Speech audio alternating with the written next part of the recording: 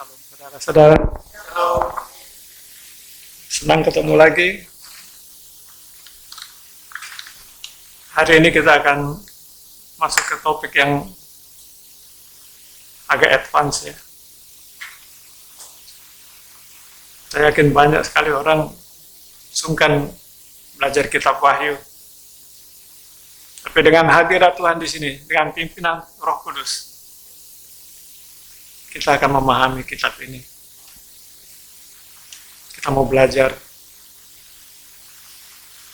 Kitab Wahyu ini adalah sebuah kitab yang berisi peringatan pada jemaat agar dengan gigih mempertahankan iman percayanya menghadapi tantangan apapun yang akan mereka alami dalam rangka memperoleh upah yang disediakan bagi para pemenang yang mampu melewati ujian.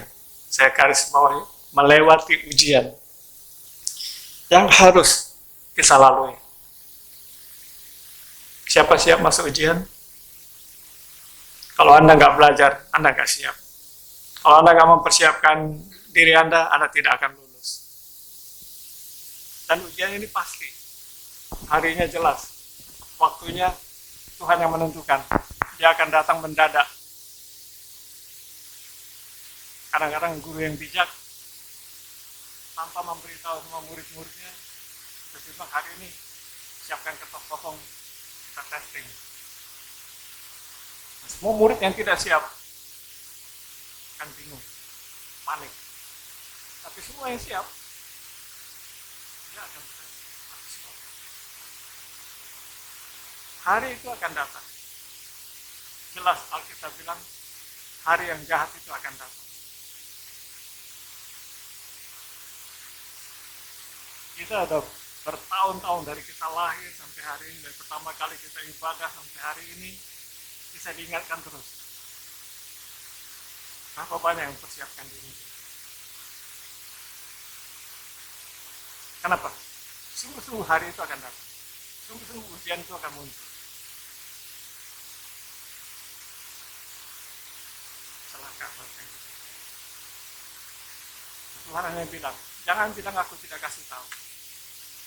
Aku sudah kasih tahu bahwa aku datang sebagai pencuri. Karena itu kita yang harus waspada. Siap. Di Wahyu 2 ayat 7. Kita akan banyak baca hari ini ya. Siapa bertelinga hendaklah ia mendengarkan apa yang dikatakan Roh kepada jemaat-jemaat. Barang siapa menang, ia akan kuberi makan dari pohon kehidupan yang ada di taman Firdaus Allah. Ayat 17. Siapa bertelinga hendaklah ia mendengarkan apa yang dikatakan Roh kepada jemaat-jemaat. Barang siapa menang, kepadanya akan kuberikan dari mana yang tersembunyi. Dan aku akan mengaruniakan kepadanya batu putih yang di atasnya tertulis nama baru yang tidak diketahui oleh siapapun selain oleh penerimanya. 29. Siapa bertelinga hendaklah ia mendengarkan apa yang dikatakan Roh kepada jemaat-jemaat. Roh berbicara terus kepada kita. Dan 2000 tahun yang lalu Tuhan menyampaikan ini kepada Rasul Yohanes. Sampaikan kepada jemaat. Ini skenario untuk akhir zaman. Dan kita ada di momen ini akhir zaman. 2000 tahun yang lalu sudah dikasih tahu kira-kira apa yang akan menjadi materi ujian kita. Kasihan yang gak siap. Yang siap ada hadiah yang menanti, ada upah yang menantikan. Ada pohon kehidupan, ada batu putih yang di atasnya namanya kita tulis, ada kemuliaan, ada tahta, ada macam-macam upah yang disiapkan Tuhan bagi setiap orang. Tapi kalau kita baca kitab Wahyu ini, kita dikategorikan, dipilah-pilah jadi 3 bagian ya. Apa yang dialami Yohanes itu dipilah jadi 3 bagian. Kalau kita lihat dari Wahyu 1 ayat 1 sampai 20, Itu kita hanya melihat bahwa situ Yohanes ceritain apa yang dia lihat, apa yang dia saksikan saat itu. Jadi Wahyu 1 ayat 1 sampai 20 itu pengalaman Yohanes, dia lihat sesuatu yang adi kodrati di situ. Terus di pasal 2 ayat 1 sampai pasal 3 ayat 22, di situ apa yang dinilai oleh Tuhan itu disampaikan kepada Yohanes. Apa poin-poin apa yang dinilai kepada Tuhan oleh Tuhan? Ya, saya sempat di khotbah sebelumnya sempat bahas itu tentang 7 jemaat itu ya. Gimana Pak? Di 7 jemaat itu mewakili daripada gereja-gereja yang ada di dunia saat ini. Apa yang digambarkan di 7 jemaat itu mewakili umat Tuhan saat ini. Dan itu relevan sampai sekarang.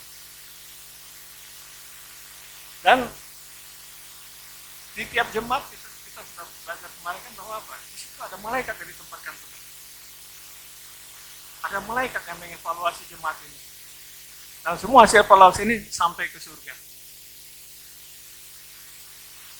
Dan kemudian apa yang dilihat oleh Yohanes ini adalah apa? Surga memberi penilaian. Aku berkenan karena ini. Aku mencela engkau. Aku memperingatkan engkau. Aku siapkan upah bagimu. Itu hasil keputusan rapat surgawi. Jadi itu adalah model ya yang dilihat oleh Yohanes itu, bahwa ini rapat surgawi seperti gitu, dan nanti malaikat-malaikat tiap jemaat itu akan melapor, dan hasil laporan itu akan merupakan keputusan daripada rapat surgawi. Aku berkenan, aku mencela engkau, aku akan beri kau upah, aku akan memperingatkan engkau. Nah, itu di 7 gereja itu ya. Nah, selesai dari situ, dari 7 gereja itu sebagai model, baru Yohanes dapat bocoran. Ini ujiannya apa sih? Ya, jadi dari pasal 4 sampai 22, ini ujiannya apa sih? Dan kemudian terakhirnya, skenario kayak apa sih kejadian itu? Apa yang akan kita alami?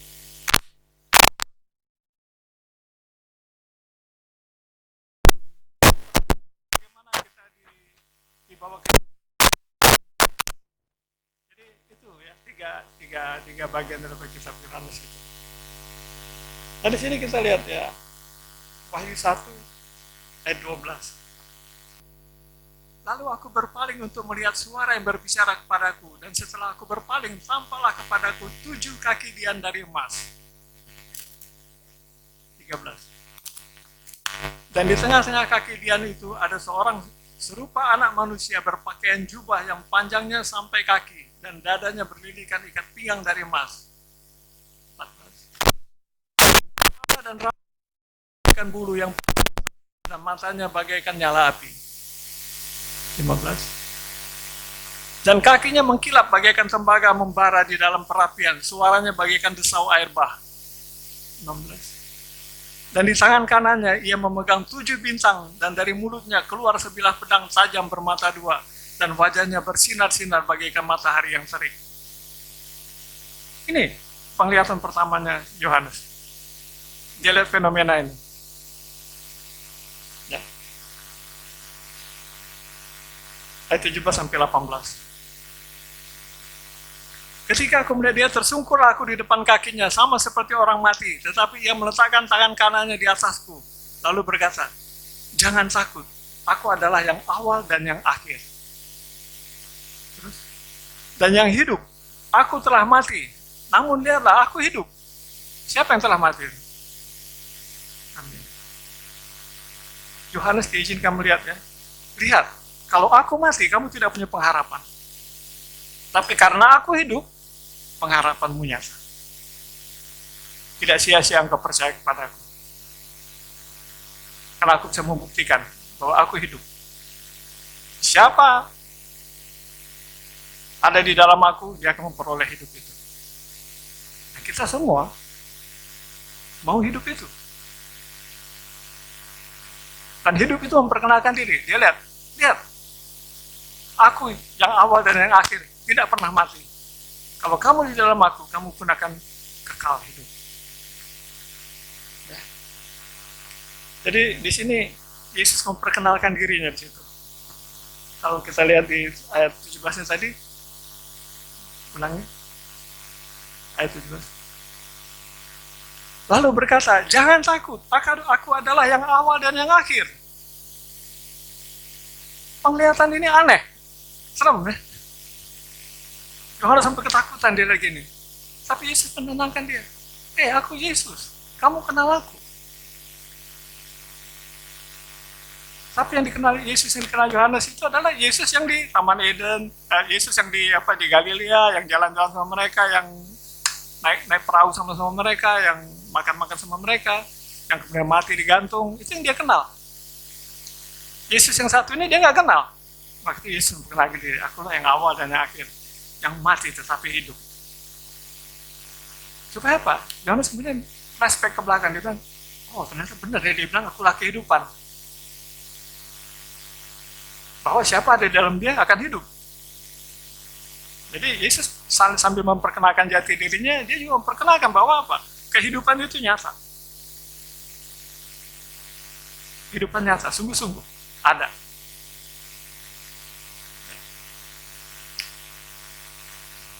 Wahyu 9, yang ayat 1, 19 sampai 20.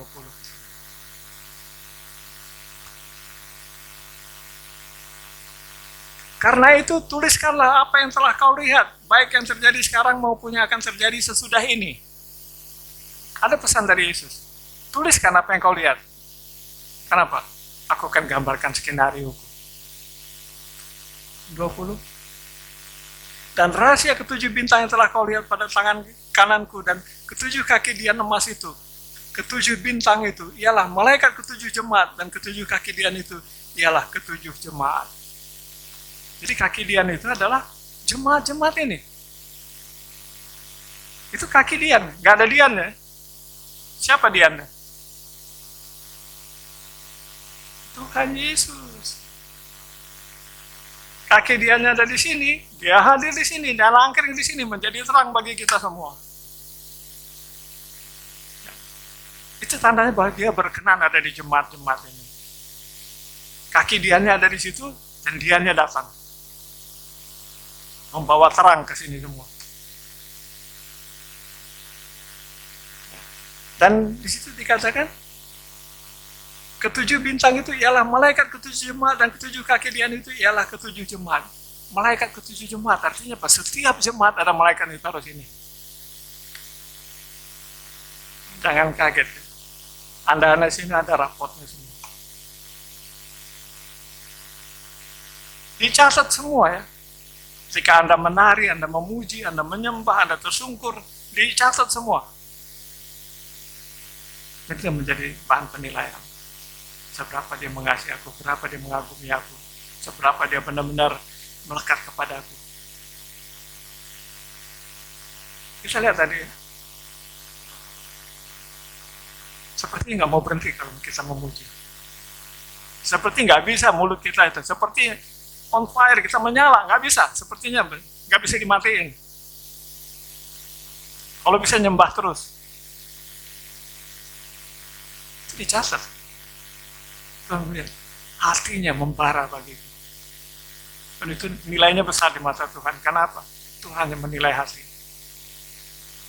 Tuhan nggak butuh ucapan kita bilang aku mengasihi engkau Tuhan, aku nggak, tapi Tuhan bilang faktanya. Engkau tersungkur di hadapanku, engkau menangis di hadapanku.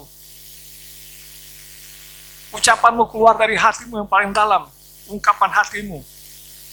Bukan karena lagunya bagus, terus kita nyanyi, kita nari-nari. Bukan karena iramanya bagus, kita loncat-loncat. Tidak. Kita menari karena hati kita bergejolak. Kita menyanyi karena kita kagum, kita memuji, kita memuliakan Dia. Ini hal-hal yang dinilai oleh malaikat-malaikat dari tujuh jemaat itu ya.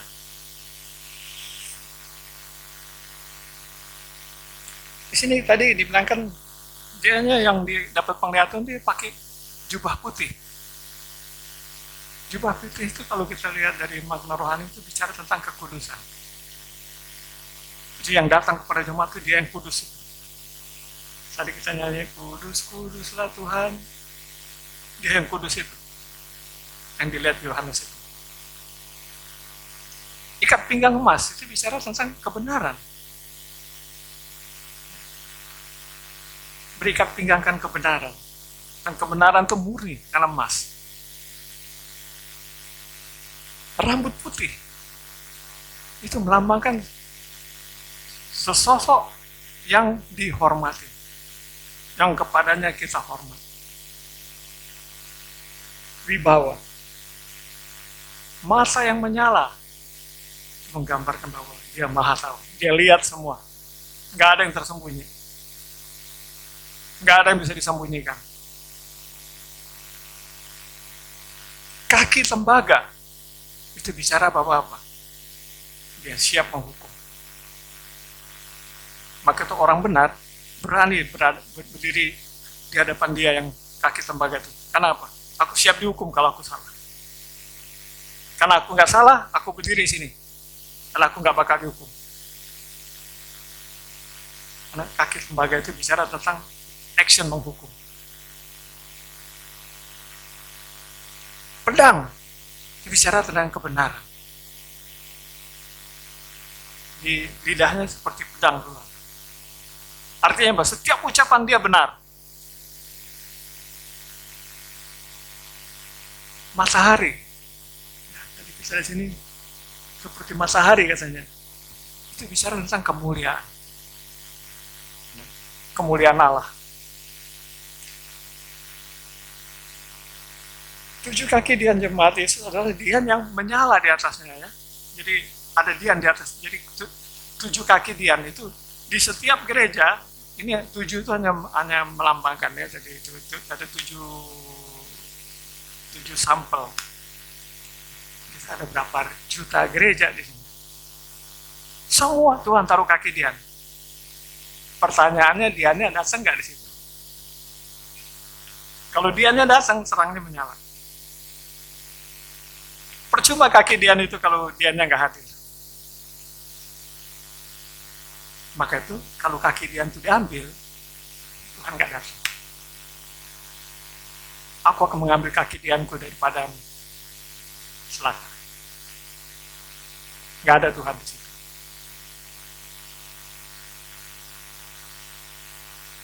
Yohanes melihat tokoh Yesus dalam forum yang penuh kemuliaan, sempurna. Dan dia menyampaikan kriteria dan skenario akhir zaman. Kita bisa baca di Wahyu 1:9-20. Semua skenario akhir zaman. Dan yang kedua, tadi yang pertama kan apa yang dilihat oleh Yohanes. Yang kedua, apa yang dinilai Tuhan? Nah, kita akan coba dari sini kita belajar. Kalau kita baca di Wahyu 2 itu bicara tentang 7 macam gereja itu ya, 7 macam jemaat di mana berangkat pertama dari Efesus. Di Wahyu 2 ayat 1.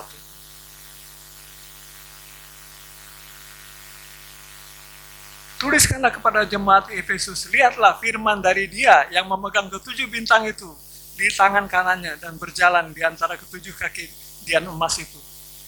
Siapa itu?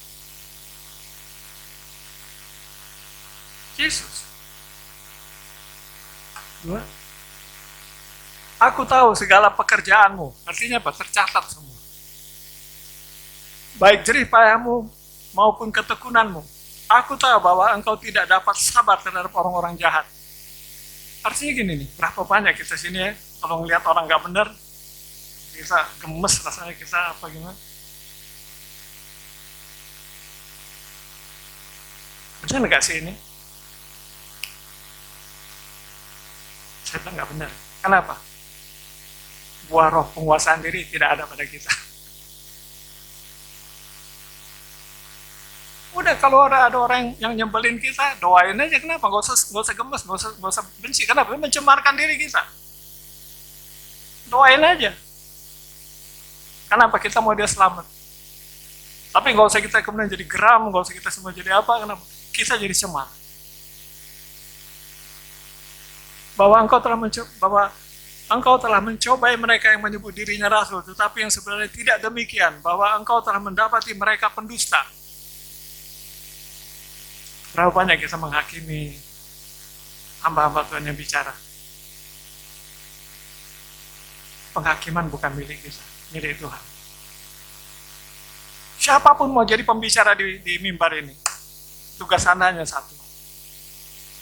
Pasang filter. Tuhan, kalau dia ngomongnya benar, bikin aku ngerti. Kalau dia ngomongnya nggak benar, bikin aku nggak ngerti. Kenapa? Manusia itu punya dua sisi. Sisi benar dan sisi tidak benar. Ketika Anda pasang filter, Anda dapat sisi benarnya, dan Anda diberkati. Jadi nggak usah menghakimi. Kalau benarnya hanya 1%, amin, Anda pulang bawa 1% berkat. Tapi kalau benarnya 99%, haleluya, Anda pulang bawa 99% berkat. Stop menghakimi karena itu bukan wilayah kita. Jangan bilang nih hamba nih nggak bener, capek gue dengar ini segala macam. Udah, kalau memang kita udah niat datang, dengar, duduk manis-manis. Biarin yang 1% itu yang layak bagi kita terima juga.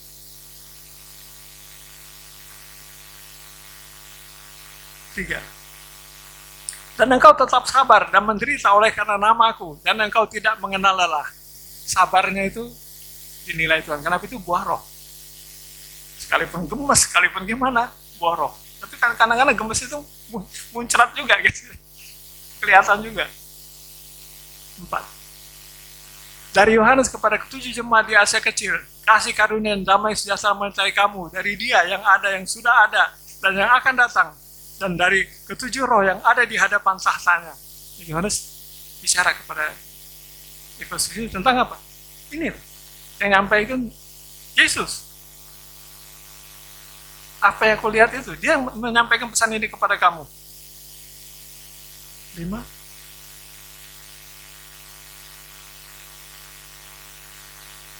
Sebab itu ingatlah betapa dalamnya engkau telah jatuh. Lihat, begitu kita menghakimi, dia bilang, ingatlah betapa dalamnya engkau telah jatuh. Oh enggak ya? Kalau kita kena noda tuh gampang banget, cepret kena noda. Nggak bilas noda berapa lama. Tapi itu waspada. Apa yang udah beres dalam hidup kita, jaga baik-baik. Jangan hanya gara-gara perasaan, jangan hanya gara-gara sesuatu yang simple biasa, terus noda baru muncul. Jadi PR lagi begitu. Bertobatlah dan lakukanlah lagi apa yang semula engkau lakukan. Jika tidak demikian, aku akan datang kepadamu dan aku akan mengambil kaki dianmu dari tempatnya, jikalau engkau tidak bertobat. Kita dinilai, kita diperiksa dilaporkan oleh malaikat. Mau kaki dian diambil dari sini? Bertobat. Penguasaan diri. Stop menghakimi. Kalau ada yang salah, doakan. Dan jadilah bijak. Apapun yang disampaikan di sini, kita orang bijak, kita filter. Kita nggak percaya semuanya. Tapi apa yang benar silakan masuk, apa yang nggak benar, sorry. Adalah Roh Kudus yang memfilter kita dari itu. Kenapa? Setiap permintaan yang baik pasti Tuhan jawab. Kalau kita minta tiap kali kita masuk ibadah, kita ada orang khotbah atau apa, dengan Tuhan taruh filter. Ini permintaan baik atau enggak?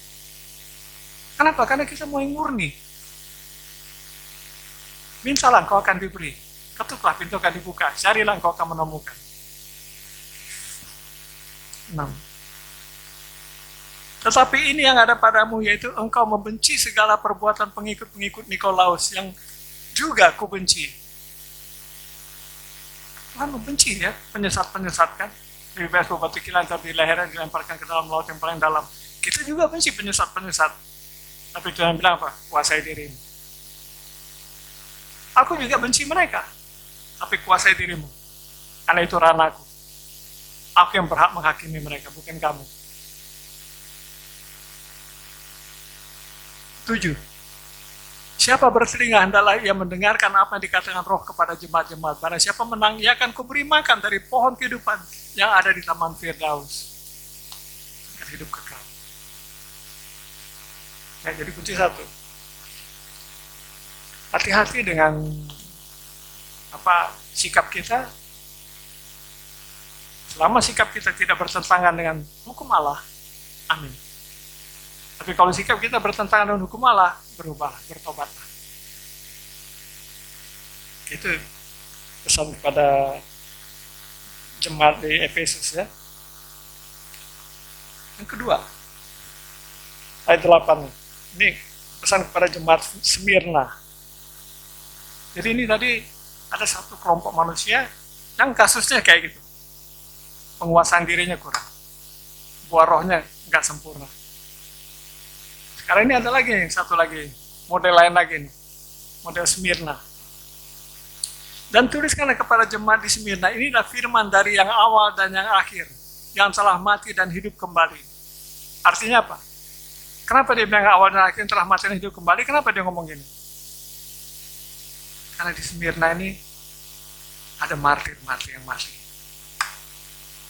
Dia bilang, ini di gereja ini ada banyak martir yang akan mati, tapi percayalah, yang bicara pada kamu yang sudah mati tapi hidup kembali.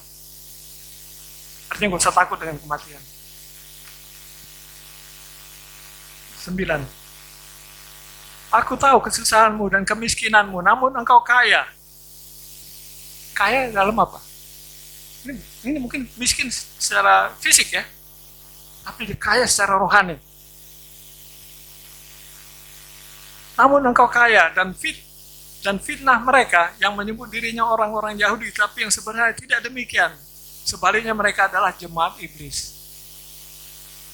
Berapa banyak kita nongkrong sama-sama orang-orang yang terus merasa sok tahu, sok benar, dan menghakimi kita terus. Kenapa sih lo mesti sampai nari-nari gitu? Gak ada kerjaan. Kenapa sih mesti nyanyi loncat-loncat gitu? Kenapa sih mesti fanatik begitu? Terus akan suara-suaranya terus bicara di lingkungan kita. Jadi manusia nggak usah gitulah, biasa-biasa aja.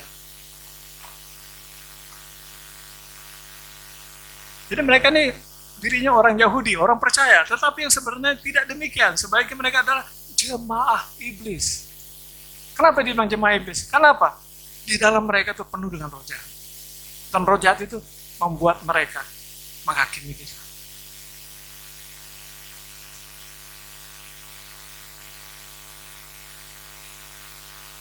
Jangan takut terhadap apa yang harus engkau derita. Sesungguhnya iblis akan melemparkan beberapa orang di antara kamu ke dalam penjara supaya kamu dicobai dan kamu akan beroleh kesusahan selama 10 hari. Tuhan akan menjauhkan kesusahan dari kita, atau Tuhan akan menyertai kita dalam kesusahan? Artinya nggak takut sama kesusahan. 10 hari kita akan mengalami kesusahan. Tuhan udah bilang, kesusahan akan datang 10 hari. Tapi percayakan kau bahwa aku menyertai itu? Percayakah bahwa aku melindungi engkau? Percayakah yang firman itu bilang 10 rebah sebelah kiri, 10 ribu sebelah kanan, tapi kamu hanya menonton saja? Kembali itu materi-materi yang kita pelajari, itu akan jadi bahan ujian.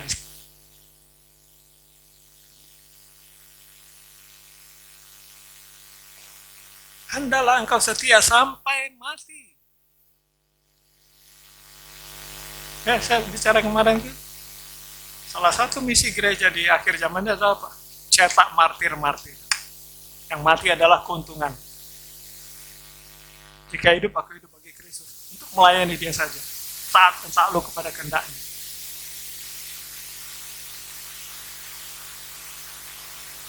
Saya yakin jemaat sini, kalau ditanya, siap jadi martir? Jangan bilang ya. Repot kalau nggak sesuai dengan isi hati ini. Tapi bilang, Roh Kudus tolong saya. sadari kita masih lemah, kita masih kurang. Tapi Roh Kudus dengan setia akan menolong kita. Akan membuat kita mampu menang.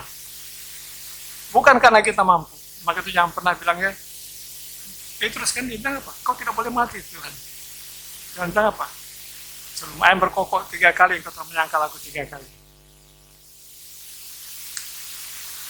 Kenapa? Sok tahu. Jangan pernah bilang ya, Tuhan aku nggak bakal gini, Tuhan aku nggak bakal gini. Tapi justru dalam kelemahanmu lah kuasaku jadi sempurna. Gitu. Datang kepada Tuhan. Tuhan, kalau kedapatan aku nggak siap jadi martir, Roh Kudus tolong aku. Bentuk aku, pimpin aku. Supaya kalau aku harus menjadi martir, ada kekuatan, ada keberanian datang kepada aku. Dan aku akan mengaruniakan kepadamu mahkota kehidupan. Mahkota kehidupan. Artinya sesuatu yang mulia dalam kehidupannya.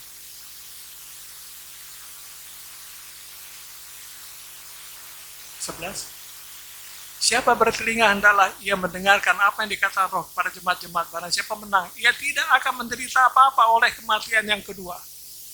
Ia tidak akan menderita apa-apa. Kita ambil contoh ya di sejarah gereja. Ada seseorang namanya Polikarpus. Dia itu hidup kira-kira 60 tahun sesudah kitab Wahyu ditulis. Di masa itu 60 tahun sesudah kitab Wahyu. Polikarpus itu taat benar sama semua hukum-hukum Tuhan. Tapi dia tinggalnya di wilayah Smyrna ini, Polikarpus. Nah di Smyrna itu ada banyak dewa-dewa, ada banyak ya, berhala-berhala. Dan salah satu berhala adalah penyembahan kepada kaisar. Kalau orang Smyrna itu begitu bangga kalau mereka bisa melayani kaisar. Itu suatu kebanggaan. Kalau bisa mereka menyembah kaisar, mereka memuja kaisar, itu suatu kebanggaan. Polikarpus hamba Tuhan ini ada di tengah-tengah mereka. Ada saatnya di mana apa? Kalau ada tanda dinyatakan, semua rakyat harus memuji kaisar. Polikarpus tidak melakukannya. Mirip seperti di Daniel gitu. Dia tidak melakukannya. Dan apa yang terjadi?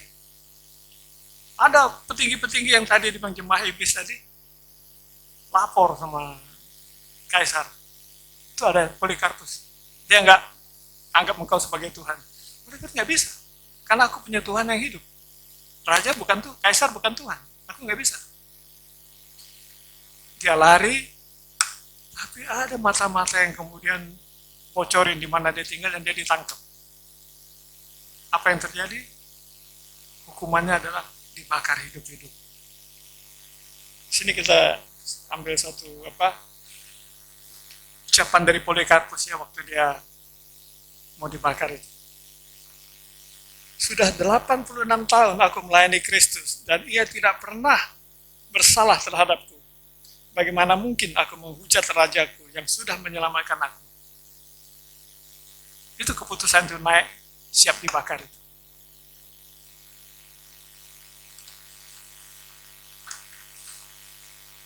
Dan ketika dia dibakar, ini kalimatnya. Ini tertulis, ya ada dokumennya.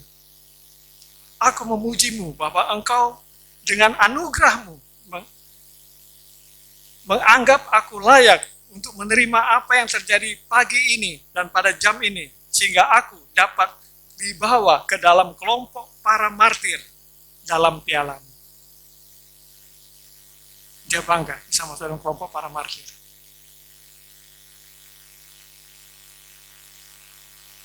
Berapa banyak di antara sini siap masuk dalam jajaran para martir? Kalau Anda nggak punya mental hai mau di mana sengatmu, Anda akan gagal. Kalau Anda masih punya takut sama maut, Anda akan gagal.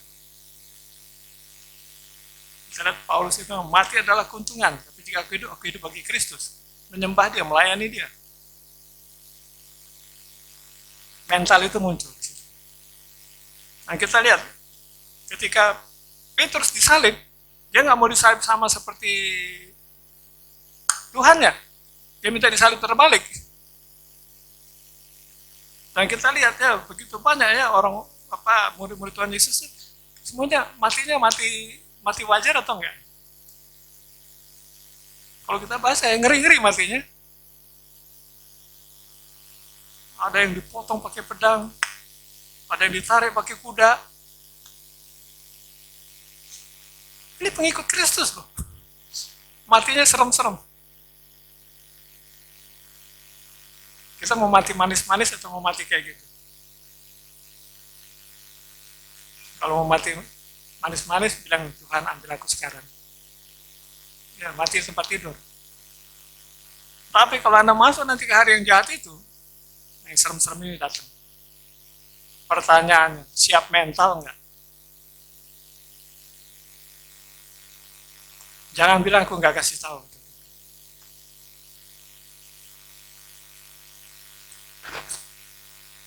Kita lihat di Kisah Rasul 7 ayat 55. Tetapi Stefanus penuh dengan Roh Kudus menatap ke langit lalu melihat kemuliaan Allah dan Yesus berdiri di sebelah kanan Allah. Ketika Stefanus mau dibantai, dia bisa lihat Tuhan nonton. Tuhan nonton. 56. Lalu katanya, sungguh aku melihat langit terbuka dan anak manusia berdiri di sebelah kanan Allah. Dia menyaksikan. Anak manusia nonton. Aku lagi mau dirajam. 7. Maka berteriak-teriak mereka sambil menutup telinga serentak menyerbu dia. Jadi ketika Stefanus bersaksi bahwa, surga nontonin aku mau mati, orang-orang malah jadi gila. Jadi liar. 8. Mereka menyeret dia keluar kota, lalu melemparinya, dan saksi-saksi meletakkan jubah mereka di depan kaki seorang muda bernama Saulus. Saulus yang waktu itu belum bernama Paulus, itu saksi matanya. Dia juga dengar ucapan Stefanus, bahwa anak manusia melihat itu. Ada di awan-awan situ. Dan sedang mereka melempari Stefanus, melemparinya Stefanus berdoa, katanya, ya Tuhan Yesus, terimalah rohku. Jadi dia menyerahkan ya, dia menyerahkan hidupnya kepada Tuhan Yesus. Terus sambil berlutut dia berseru dengan suara nyaring, Tuhan janganlah tanggungkan dosa ini kepada mereka. Dan dengan perkataan itu meninggallah dia. Mau ketemu maut pun dia masih ngampunin orang.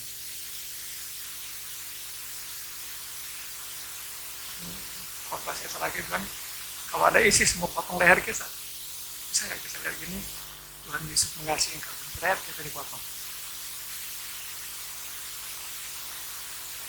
Kalimat terakhir kita, Tuhan Yesus mengasihi engkau. Kalau Anda nggak terlatih, Anda nggak bisa lakukan itu. Dan terimalah mahkota kehidupan. 1 Korintus 9 ayat 25.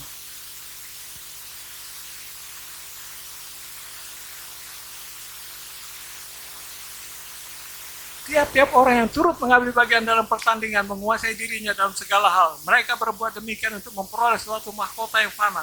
Tetapi kita memperoleh suatu mahkota yang abadi. Siapa yang mau masuk pertandingan pasti mempersiapkan diri ya. Gak ada orang yang mau bertanding tanpa persiapan. Kenapa? Ada trofi, ada piala, ada mahkota yang akan diraih. Kita lihat lagi di Yakobus 1 ayat 12. Berbagai orang yang bertahan dalam pencobaan, sebab apabila ia sudah tahan uji, ia akan menerima mahkota kehidupan yang dijanjikan Allah kepada barang siapa yang mengasihi dia. Barang siapa mengasihi aku, dia melakukan segenap firman. Karena kita melakukan firman, kita mampu menghadapi semuanya.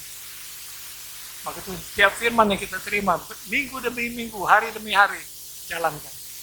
Anda akan siap jadi mati. Akan sampai kepada level di mana aku siap. Kenapa Anda tahu upah yang akan Anda terima? Wahyu 3 ayat 11. Aku datang segera, peganglah apa yang ada padamu, supaya tidak seorang pun mengambil mahkotamu. Iblis terus mendakwa kita, dan iblis terus akan merampas mahkota kita. Bertahan. Gimana cara kita bertahan? Lakukan kebenaran. Pegang terus kebenaran. Kenapa? Kebenaran itu akan memerdekakan kita. Kebenaran itu pedang. Kalau iblis datang kepada kita memiliki kebenaran, dia akan kena pedang itu. Ya, jadi pertahankan mahkota kita. Iblis kehilangan mahkotanya, dan dia cemburu besar kalau Anda dan saya dapat mahkota. Selanjutnya lagi ayat 12, Wahyu 2 ayat 12. Ini ada satu lagi ya, sampel lagi. Jemaat Pergamus. Dan tuliskanlah kepada malaikat jemaat di Pergamus, inilah firman dia yang memakai pedang yang tajam dan bermata dua. Jadi siapa yang bicara? Yesus lagi, tapi dia bicara dalam posisi firman bicara. 13. Aku tahu di mana engkau diam, yaitu di sana di tempat tahta iblis, dan engkau berpegang kepada namaku, dan engkau tidak menyangkal imanmu kepadaku. Ada gereja-gereja yang ada di wilayah-wilayah yang fanatik. Fanatik bukan Kristen. Kena tekanan. Dan aku tahu kamu ada di situ. Tapi engkau berpegang kepada namaku, dan engkau tidak menyangkal imanmu kepadaku. Saya ngebayangin gimana kalau ada gereja yang pas di minoritas, mayoritas agama lain. Kadang-kadang ada ketidakadilan, ada tekanan, ada teror. Juga tidak pada zaman Antipas, saksiku yang setia kepadaku, yang dibunuh di hadapan kamu, di mana iblis diam. Jadi ternyata di Pergamus ini ada yang namanya Antipas, dibunuh di hadapan jemaat. Sebagai apa? Sarana teror kepada jemaat. Dan itu tuh, lakukan seperti Antipas lakukan. Ya. Tetapi aku mempunyai beberapa keberatan terhadap engkau. Di antaramu ada beberapa orang yang menganut ajaran Biliam, yang memberi nasihat kepada Balak untuk menyesatkan orang Israel dan mereka makan persembahan berhala. Jadi sini ada ajaran palsu ya. Dan juga kalau kita baca terus lagi, dan berbuat zina, ada dosa seksual. Perhatikan, iblis itu najis. Siapa kontak dengan iblis, dia cenderung menjadi najis. Dan semua yang najis itu arahnya ke dosa-dosa seksual. Begitu perhatikan ya. Rata-rata dukun-dukun itu selalu terperangkap di dosa seksual. Maka ada dukun cabul atau apa segala macam. Kenapa? Dia berkontak dengan iblis. Iblis najis. Maka siapapun kita juga, kalau kita kontak sama iblis, kita jadi najis. Pikiran kita jadi kotor, hasrat kita jadi kotor, semua jadi kotor. Waspada. Dan sini ajaran Biliam. Dia mengajarkan orang untuk menajiskan dirinya dengan makanan-makanan yang dipersembahkan kepada berhala. Ya, jadi di sini begitu banyak kita. Salah satu contoh yang mungkin bisa ini adalah kita udah manis-manis di gereja ya. Jadi kalau di Pergamus ini dia, kamu tidak menyangkal, imanmu betul-betul percaya aku. Tapi kamu telurir ajaran Biliam. Kamu telurir ajaran lain yang bukan ajaranku. Kami ikut peraturan adat istiadat, bukan peraturan. Kalau adat istiadat itu adalah peraturan tuh, oke, jalanin. Imanmu nggak pernah, engkau cinta aku, engkau mau itu aku. Tapi urusan adat istiadat engkau tidak bisa lepas. Ini disela oleh Tuhan.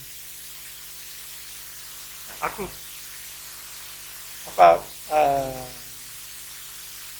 kamu tidak menyangkal, tetapi aku mencela kamu.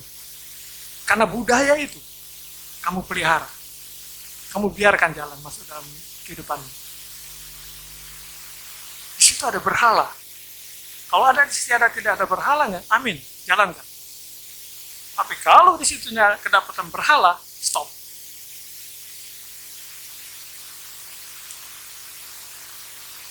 Nah, jadi di sini kita lanjutkan lagi. Demikian juga ada padamu orang-orang yang berpegang kepada ajaran pengikut Nikolaus. Nikolausnya adalah ajaran sesat. Ya. Jadi di sini sudah ada urusan adat istiadat gini-gini. Di lingkungan kita ada lagi saksi Yehova, ada lagi Mormon, ada lagi yang macam-macam gitu. Kita baca terus. Sebab itu bertobat, jika tidak demikian aku akan segera datang kepadamu dan aku akan memerangi mereka dengan pedang yang di mulut ini, dengan kebenaran. Kenapa? Apa yang mereka ajar nggak benar. 17. Siapa bertelinga adalah yang mendengarkan apa yang dikatakan Roh kepada jemaat-jemaat. Barang siapa menang, kepadanya akan kuberikan dari mana yang tersembunyi. Dan aku akan mengaruniakan kepadanya batu putih yang di atas tertulis nama baru ya, yang tidak diketahui oleh siapapun selain oleh yang menerimanya. Ada kemuliaan tersembunyi. Tuhan mau memuliakan kita. Tuhan mau menjadikan kita sesuatu yang istimewa di surga. Tapi jangan dicemari oleh adat istiadat yang salah, jangan dicemari oleh pengajaran-pengajaran yang salah.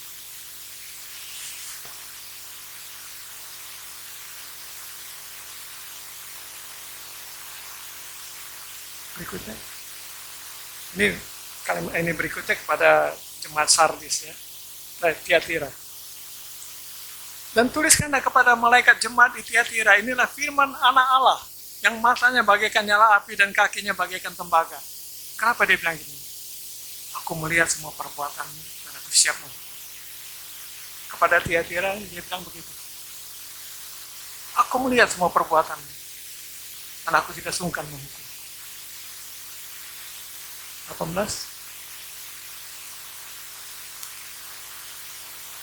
19. Aku tahu segala pekerjaanmu, baik kasihmu maupun imanmu. Jadi di situ di Tiatira itu ada kasih, ada iman.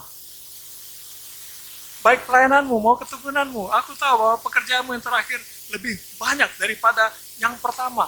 Giat melayani Tuhan, giat melayani Tuhan. Tapi waspada, mataku melihat.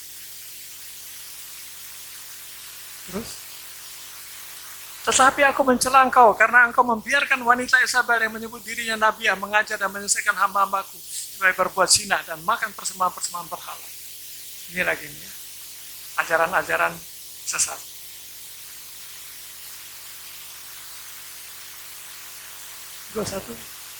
Dan aku telah memberikan dia waktu untuk bertobat, tetapi ia tidak mau bertobat dari cinahnya.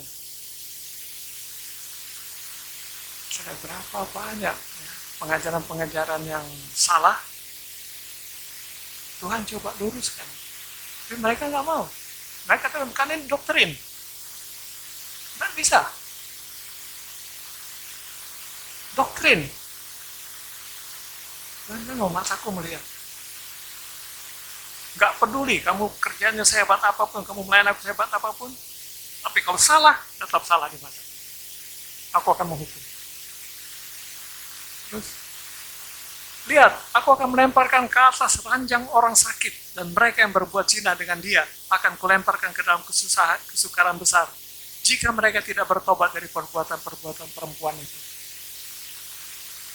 Maka itu kita, kalau yang dari dulu kita ada di gereja-gereja yang salah, di pengajaran-pengajaran yang salah, hari ini kita ketemu ini, bersama Roh Allah yang menuntun kita. Anugerah, kasih karunia. Kita bisa ikut, kita bisa manut, itu gara-gara Roh Allah bekerja. Bukan karena kita mau. Roh Allah bekerja dalam kita. Kita bisa manuver, bukan karena kita begitu hebatnya, bukan karena kita telah memilih, tapi karena Tuhan mengasihi kita. Tinggal Tuhan yang tanya gitu, mau nggak sih Kalau mau, ikut. Kalau nggak mau, ya udah. Ranjang orang sakit ada bagianmu. Terus, dan anak-anaknya akan kumatikan dan semua jemaat akan mengetahui bahwa akulah yang menguji batin dan hati orang dan bahwa aku akan membalaskan kepada kamu setiap orang menurut perbuatannya. Anak-anaknya akan kumatikan. Yang dimaksud kumatikan gini apa? Gak selamat.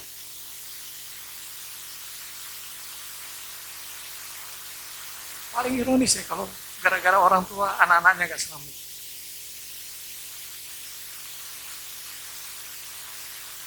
Maka itu orang tua harus benar-benar membuka hatinya bagi Roh Kudus, agar Roh Kudus bisa berkarya dalam hidup kita, dan kemudian Roh Kudus menuntun kita, dan anak-anak kita akan mendapatkan berkat-berkat kehidupan.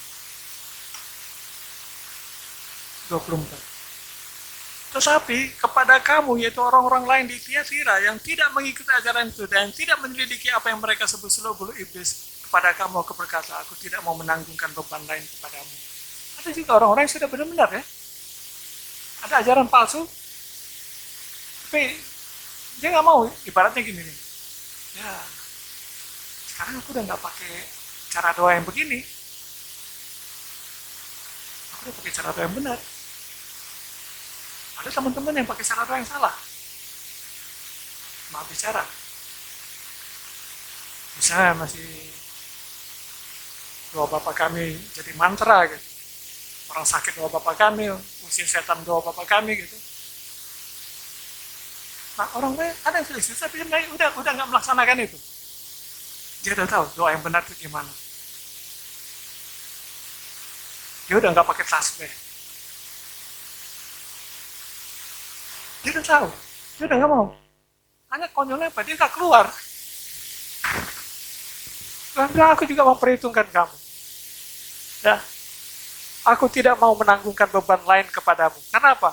Engkau tahu yang benar. Hanya engkau ada di wilayah itu. Engkau bilang apa? Maka itu kita nggak usah menghakimi orang-orang itu, tapi kita berdoa aja, Tuhan. Seperti Tuhan kembalikan aku keluar, kembalikan mereka juga supaya keluar dari lingkungan itu. Ini doa-doa panggilan kita ya, untuk berdoa. Bukan doa minta jodoh, bukan doa minta apa, tapi kita berdoa agar teman-teman diselamatkan, orang lain diselamatkan. 25.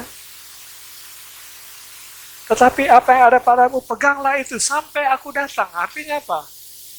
Oke, prinsip kamu kalau sudah benar prinsipnya, pegang itu prinsipnya. Jangan berubah. Kenapa? Engkau bisa mengadopsi prinsip itu karena rohku bekerja di dalam kamu. Hanya wilayahmu aja masih salah. 26. Dan barang siapa menang dan melakukan pekerjaan itu sampai kesudahannya, kepadanya akan kukaruniakan kuasa atas bangsa-bangsa, akan memimpin, akan memerintah bersama-sama Tuhan. 7. Dan ia akan memerintah mereka dengan tongkat besi. Artinya apa? Akan memerintah dengan tegas. Mereka akan diremukkan seperti tembikar tukang periuk, sama seperti kuterima dari Bapakku. Jadi mereka akan membongkar, menghancurkan semua dogma-dogma yang salah, semua hal-hal yang salah di mata Tuhan. 28. Dan kepadanya akan kukaruniakan bintang timur. Artinya apa? Sesuatu yang mulia. Siapa bertelinga hendaklah ia mendengarkan apa yang dikatakan Roh kepada jemaat-jemaat. Berulang-ulang apa yang dikatakan Roh kepada jemaat-jemaatnya. Apes nggak kalau kita nggak punya Roh? Roh kan bicara terus, Roh kan bicara terus. Tapi mana yang dominan? Suara daging kita atau suara Roh kita?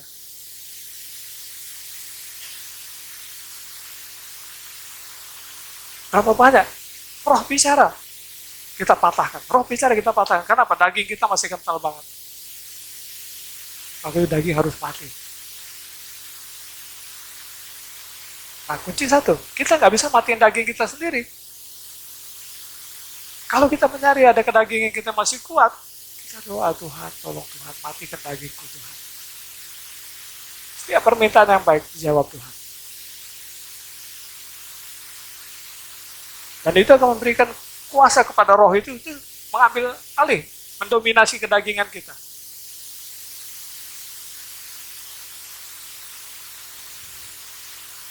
Yang berikutnya lagi. 3 ayat 1. Dan tulislah kepada malaikat jemaat di Sardis. Inilah firman Dia yang memiliki ketujuh roh Allah dan ketujuh bintang itu.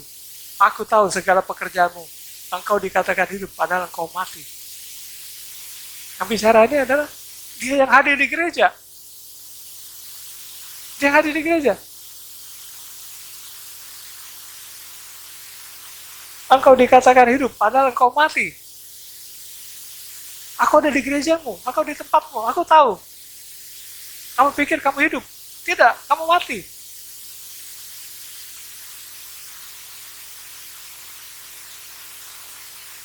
Terus, bangunlah dan keluarkanlah apa yang masih tinggal yang sudah hampir mati. Sebab tidak satu pun dari pekerjaanmu aku dapati sempurna di hadapan Allahku. Apapun yang dilakukan, gak ada yang benar. Tapi ada di gereja. Ini salah satu contoh segini. Masih ada di gereja. Tapi rokok jalan terus, minum jalan terus, judi jalan terus. Ada di gereja.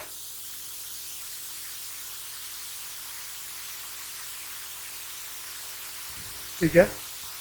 Karena itu ingatlah bagaimana engkau telah menerima dan mendengarnya. Turutilah itu dan bertobatlah, karena jikalau engkau tidak berjaga-jaga, aku akan datang seperti pencuri dan engkau tidak tahu pada waktu manakah aku tiba-tiba datang kepadamu. Dia nyaman di gereja, rokoknya jalan terus. Ketika Tuhan datang gimana? Jinahnya jalan terus, ketika Tuhan datang gimana?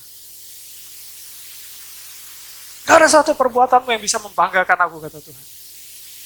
Semua yang muncul dari perbuatanmu mengecewakan. Mau nggak kita dikategorikan dengan jemaat seperti ini?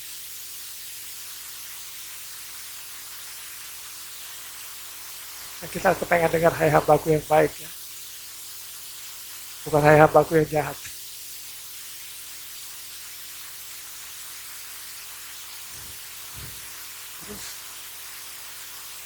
Tetapi di Sardis ada beberapa orang yang tidak mencemarkan pakaiannya. Mereka akan berjalan dengan aku dalam pakaian putih. Karena mereka adalah layak untuk itu. Jadi di tengah-tengah orang-orang yang merokok, di tengah-tengah orang-orang ini, ada orang yang tidak merokok, ada orang yang tidak cemar, ada orang yang benar, yang benar-benar melayani Tuhan. Tuhan bilang apa? Aku berjalan dengan aku dalam pakaian putih, karena mereka adalah layak untuk itu. Ada di tengah-tengah kenajisan, tapi mereka bukan bagian daripada kenajisan itu.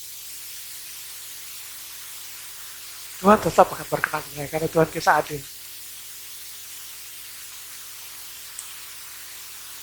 Barang siapa menang, ia akan dikenakan pakaian putih yang demikian. Aku tidak akan menghapus namanya dari kitab kehidupan, melainkan aku akan mengaku namanya di hadapan Bapa-Ku dan di hadapan para malaikatnya. Kalau udah kayak gini, selamat gak orang? Barang siapa menyangkal aku akan menyangkal dia di hadapan Bapa dan para malaikatnya. Barang siapa mengakui aku juga mengakui dia di hadapan Bapa dan para malaikatnya. Nah, ini orang-orang yang hidup di tengah-tengah kenajisan, posisinya tidak berbuah, tidak ini, tapi mereka taat. Tidak mau melakukan apa yang menyakiti hati Tuhan. Atau bilang, aku akan mengakui dia di hadapan Bapa dan para malaikatnya.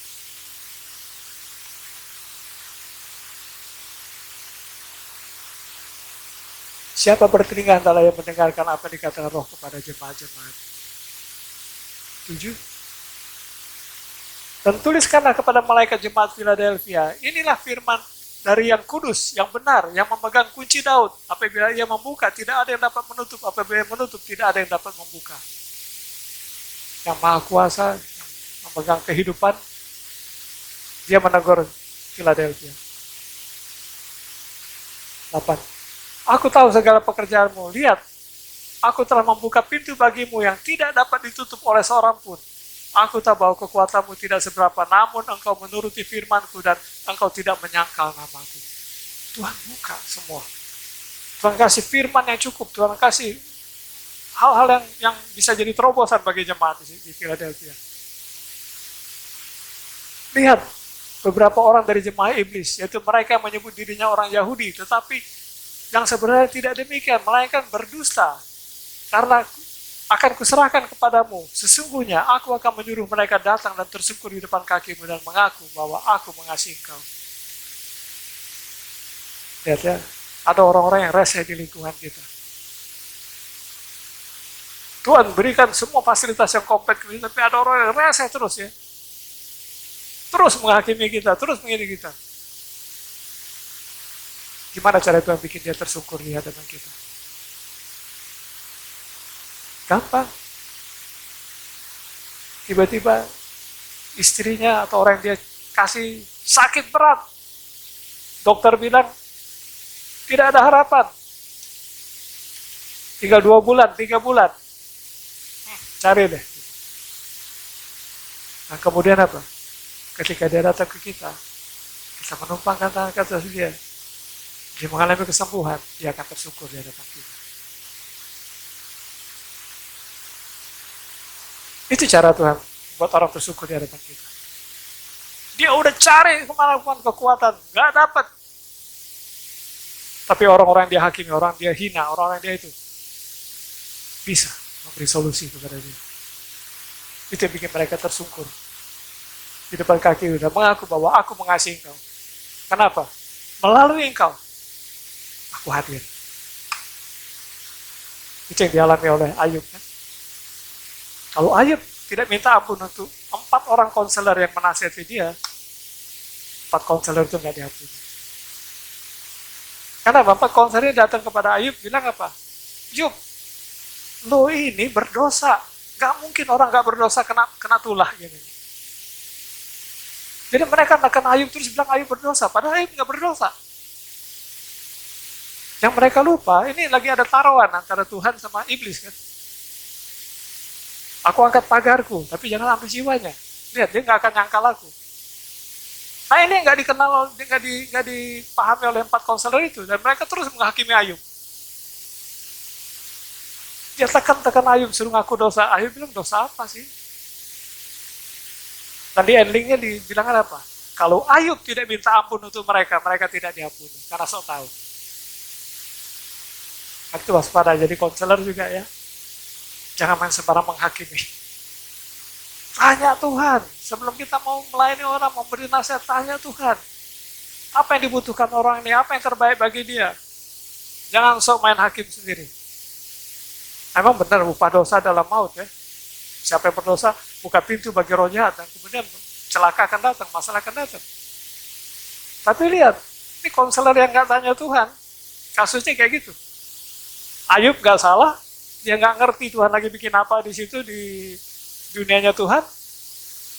Saya menghakimi Ayub. Nah Tuhan bilang, kamu salah. Kalau Ayub gak minta ampun untuk kamu gak diampuni. Karena Ayub gak bersalah. Nah, ini saya bicara kepada siapapun yang di konselor yang melayani, nasihat orang, sebelum kita bicara, tanya Tuhan. Tuhan, apa yang terbaik bagi orang ini Tuhan? Libatkan Tuhan. Jangan sok tahu, jangan pakai kriteria kita sendiri, mesti gini, enggak. Tanya Tuhan, itu langkah bijak. Karena engkau menuruti firman-Ku untuk tekun menantikan aku, maka aku pun akan melindungi engkau dari hari pencobaan yang akan datang ke atas seluruh dunia untuk mencobai mereka yang diam di bumi. Ini orang-orang yang berpegang kepada kebenaran. Yang melekat hatinya, yang Tuhan melekat hatinya kepada mereka. Tuhan bilang, aku akan bebas menghindari kamu dari pencobaan yang akan datang atas seluruh dunia untuk mencoba mereka yang diam di bumi. Nah pencobaan ini adalah apa? Hari-hari yang jahat yang kita baca di kitab Wahyu itu. Seluruh dunia akan mengalami. Gak peduli orang Kristen, gak peduli orang bukan Kristen, semua akan mengalami. Dan Tuhan bilang, karena engkau taat, karena engkau melaksanakan apa semua kehendak-Ku, engkau aman. Jadi pesan saya kepada jemaat di sini, lakukan kehendak Tuhan. Anda aman. 1000 domba sebelah kanan, 10 di sebelah kiri. Kamu hanya menonton saja. Tapi hari-hari itu pasti datang. Jangan terlena. Persiapkan diri kita agar betul-betul kalau hari itu datang, posisi kita sama Tuhan itu benar. Posisi kita aman. Aku datang segera, peganglah apa yang ada padamu, supaya tidak seorang pun mengambil mahkotamu. Tadi saya sudah singgung ya. Iblis cemburu begitu, dia mau ambil mahkota kita. Dia omong-omong kita. Bikin kita gak taat, bikin kita gak setia. Bikin kita ragu, bikin kita takut. Sedangkan Tuhan bilang, jangan takut. Terus, barang siapa menang, ia akan kujadikan soko guru dalam bait suci Allahku. Dan ia tidak akan keluar lagi dari situ. Dan padanya akan kutuliskan nama Allahku, nama kota Allahku, yaitu Yerusalem baru yang turun dari surga, dari Allahku, dan namaku yang baru. Kan jadi soko guru, artinya menjadi pilar di dalam kerajaan surga. Di kemuliaan. Kita akan menjadi bagian daripada kerajaan surga. Orang kalau masuk ke dalam satu wilayah dan tidak ada pilar yang bagus, dia akan memuji-muji pilar itu. Nah gimana kalau kita pilar? Karena ada di surga.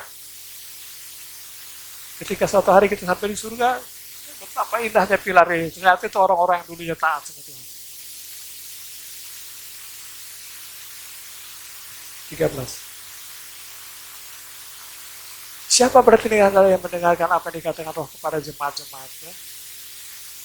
Jadi di sini berulang-ulang dikatakan Roh. Jadi artinya betapa pentingnya peran Roh Kudus dalam hidup kita. Jangan sampai kita nggak. Maka itu kenapa kita mengalami kepenuhan Roh Kudus. Itu penting supaya dia dapat tempat dalam hidup kita. Dia mengajar kita, dia memimpin kita, dia menghibur kita, menolong kita. Tanpa dia, kita pecundang. 14. Dan tuliskanlah kepada malaikat jemaat di Laodikia. Inilah firman dari Amin, saksi yang setia, yang benar, permulaan dari ciptaan Allah. Terus, aku tahu segala pekerjaanmu, engkau tidak dingin dan tidak panas. Alangkah baiknya jika engkau dingin atau panas. Terus, jadi karena engkau suam-suam kuku dan tidak dingin atau panas, aku akan memuntahkan kau dari mulutku. Coba kita lihat di sini di Yesaya 29 ayat 13.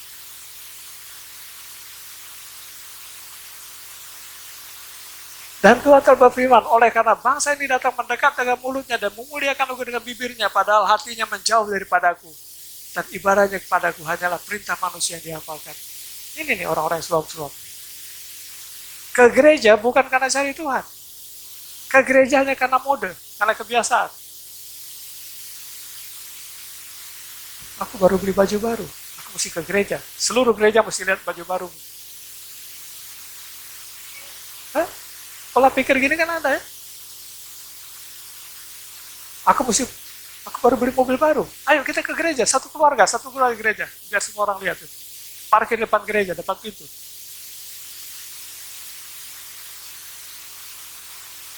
Ke gereja bukan karena cari Tuhan. Ke gereja karena tampil. Gak ada Tuhan di situ. Ke gereja karena punya kepentingan. Itu hanya budaya. Bukan cari kebenaran. Berapa banyak orang ke gereja? Begitu datang gereja, senang nyanyi. Begitu firman gimana itu? Dia nggak peduli firman. Balik kita ke gereja untuk firman. Karena firman akan menguduskan kita. Firman itu pangkalannya di gereja. Kenapa kita ke gereja? Roh Allah menuntun kita ke gereja supaya ketemu firman. Dan oleh firman itu kita dikuduskan. Dan kalau kita dikuduskan, kita akan berhadapan dengan Bapa yang Maha Kudus.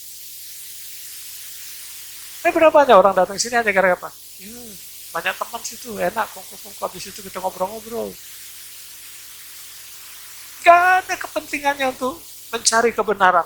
Siapa kebenaran itu? Yesus Kristus. Gak ada kepentingan cari Yesus. Dia punya jalur sendiri, dia punya frekuensi sendiri. Kan sini dicela oleh Tuhan ya. Pada hatinya menjauh daripadaku, dan ibadahnya kepadaku hanyalah perintah manusia yang dihafalkan.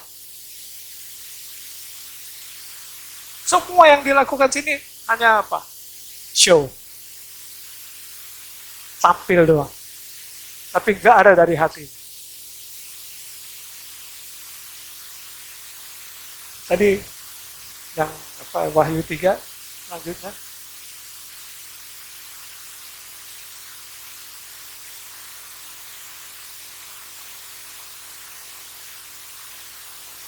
Barang siapa ku kasih, ya ku tegur dan ku hajar. Sebab itu, relakan hatimu dan bertobatlah. Ibaratnya gini kan. Nah, kalau di bahasa Alkitab itu ada yang namanya galarangsang. Pernah dengar galarangsang?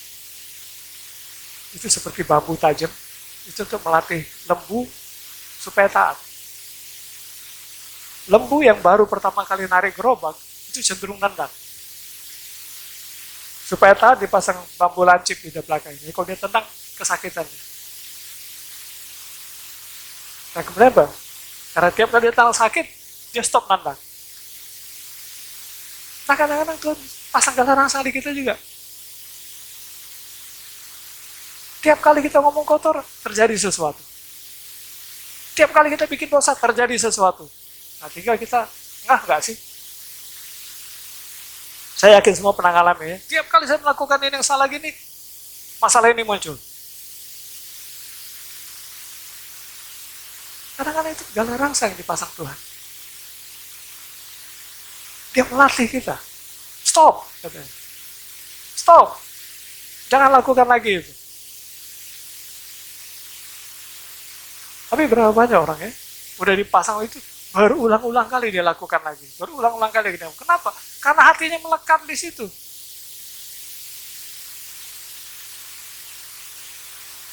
Terus, lihat, aku berdiri di muka pintu dan mengetok. Jikalau ada orang yang mendengar suaraku dan membuka pintu, aku akan masuk mendapatkannya dan aku makan bersama-sama dengan dia dan dia bersama-sama dengan aku. Jemaat Chosen tahu budaya ini? Berapa banyak di Jemaat Chosen ini bangun pagi-pagi undang Tuhan. Tuhan mau sarapan sama kita. Tuhan mau makan sama-sama kita. Ini berapa banyak jemaat tidak pernah melakukan ini, mengundang Tuhan. Paling kerinduan hati Tuhan untuk datang makan bersama-sama kita. Orang kalau lagi makan bersama itu, dia sharing ya. Kadang-kadang di sini, waktu kita mengundang Tuhan, apa yang kita makan? Firman. Dan kita sharing di situ ya. Tiba-tiba kita bicara ini artinya ini loh, nak, ini begini loh, mesti begini. Diberkati nggak sih? Nah, berapa banyak orang mau diberkati? Undang Tuhan. Buka pintu, suruh dia masuk. Ada orang-orang yang buka pintunya pagi hari. Pagi asik tidur. Dia bangun. Kenapa? Aku undang Tuhan. Aku mau muji dia, dia datang. Aku mau undang dia. Aku mau sharing sama dia. Tapi berapa banyak ya? Masih kita lagi 5 menit lagi. 5 menit jadi setengah jam lagi. Aduh, sudah matahari terbit. Tunggu sebentar lagi, aku mandi dulu. Karena Tuhan udah nungguin udah lama banget. Dia pengen ngobrol, dia pengen sharing, dia pengen tukar pikiran. Tapi kita tawar. Terus kenapa? Kita tidak butuh dia. Gak ada kerinduan kita, gak ada perasaan kita bahwa aku membutuhkan dia. Ada Tuhan bilang apa? Aku nunggu loh. Dari pagi aku udah nunggu. Lo gak buka-buka pintu.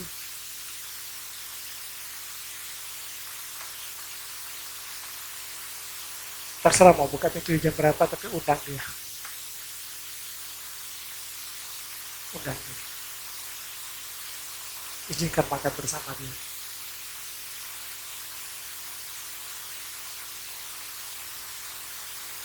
Terus satu. Barang siapa menang, ia akan kududukan bersama-sama aku di atas tahtaku. Aku akan mempermuliakan kamu bersama-samaku. Kenapa? Karena engkau undang aku makan dulu.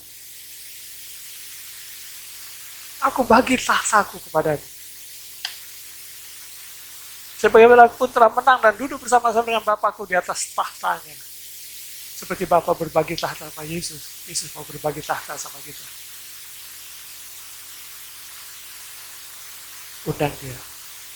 Anda akan kebagian tahta.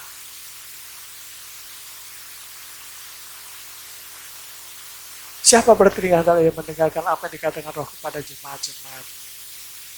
Nah, jadi di sini kita lihat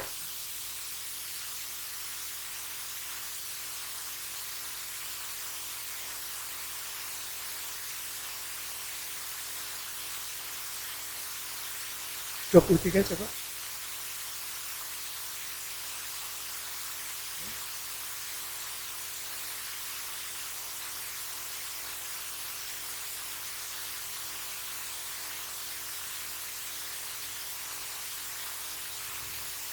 Nah ini kalau di ayat 4 ini sudah 4 sampai 22, itu bagian yang ketiga.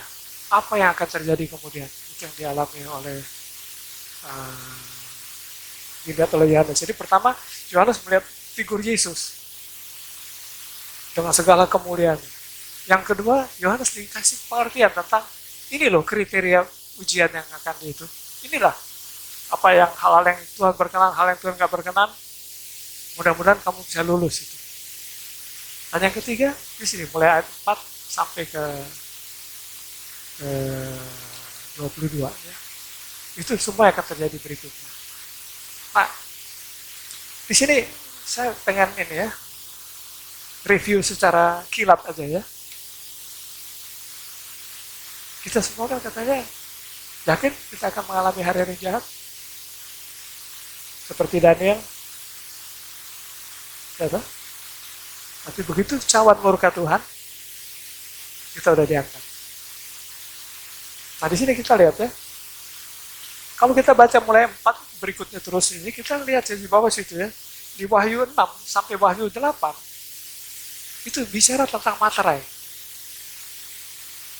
Ada materai-materai dibuka, ada kuda putih, kuda hitam, kuda merah, kuda hijau kuning. Itu kalau kita baca detail, itu masalah semua. Dan kita ada di situ. Ya, di mana apa?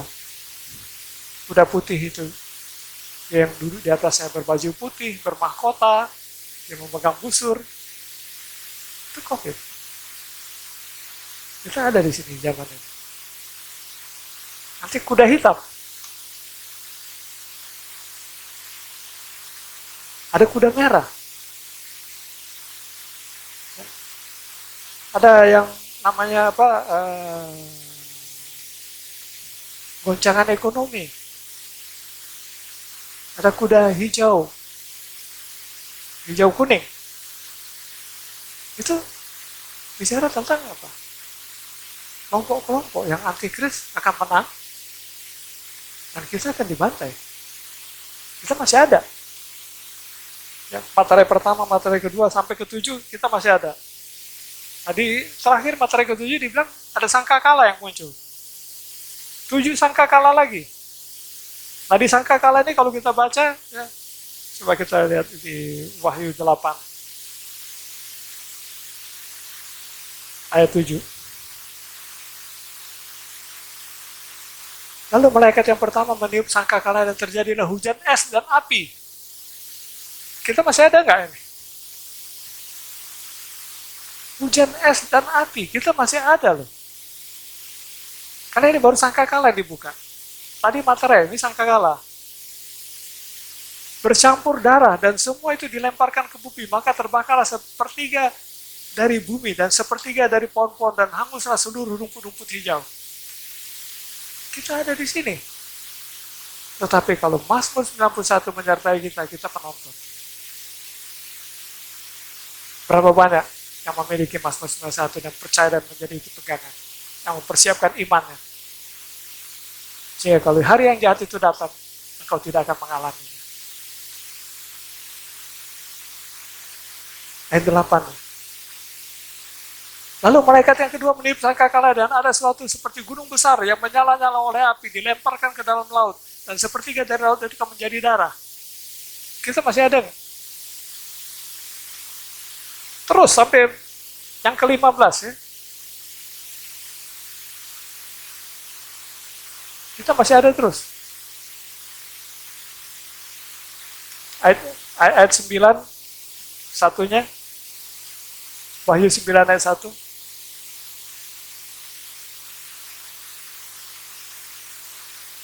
Lalu malaikat kelima meniup sangkakala dan aku melihat sebuah bintang yang jatuh dari langit ke atas bumi dan kepada diberikan anak kunci lubang jurang maut. Terus, maka dibukanya pintu lubang jurang maut itu. Lalu naiklah asap dari lubang itu bagaikan asap tandur besar dan matahari dan angkasa menjadi gelap oleh asap lubang itu. Terus, dan dari asap itu keluarlah belalang-belalang ke atas bumi dan kepada mereka diberikan kuasa sama seperti kuasa kalajengking di bumi. Terus, dan kepada mereka dipesankan supaya mereka jangan merusakkan rumput-rumput di bumi atau tumbuh-tumbuhan atau pohon-pohon, melainkan hanya manusia yang tidak memakai materai Allah di dahinya. Jadi di sini ada manusia yang pakai materai, ada manusia yang tidak pakai materai. Kita punya materai nggak? Mudah-mudahan punya. Karena yang punya materai nggak kena belalang-belalang itu.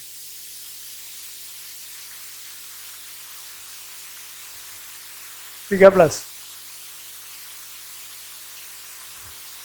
9:13. Lalu malaikat keenam meniup sangkakala dan aku mendengar suatu suara keluar dari keempat tanduk mezbah emas yang di hadapan Allah.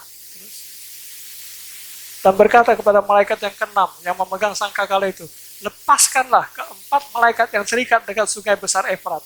Ini malaikat bahaya nih yang diikat dekat sungai Efrat itu. Terus, maka dilepaskanlah keempat malaikat yang telah disiapkan bagi jam dan hari, bulan dan tahun untuk membunuh sepertiga dari umat manusia. Ada kita nggak di lingkungan sini? Ya. Jadi membunuh sepertiga, kita bagian dari 2/3-nya. Kalau kita tahu. 16. Dan jumlah tentara itu adalah 20.000 laksa pasukan berkuda. Aku mendengar jumlah mereka.